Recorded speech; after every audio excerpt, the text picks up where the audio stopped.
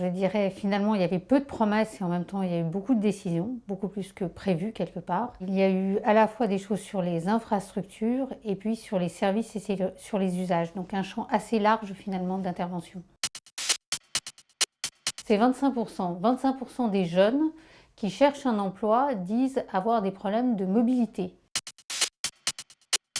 Concertation, décision et usage. On est dans un domaine où finalement les promesses du candidat étaient finalement pas très précises.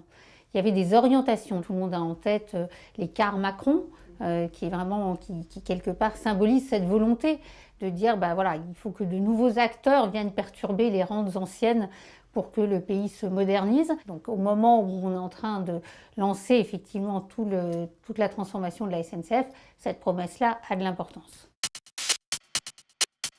Alors beaucoup de choses ont été décidées en termes d'infrastructures, évidemment Notre-Dame-des-Landes, mais aussi d'autres sujets comme le calendrier du Grand Paris, comme Roissy Express.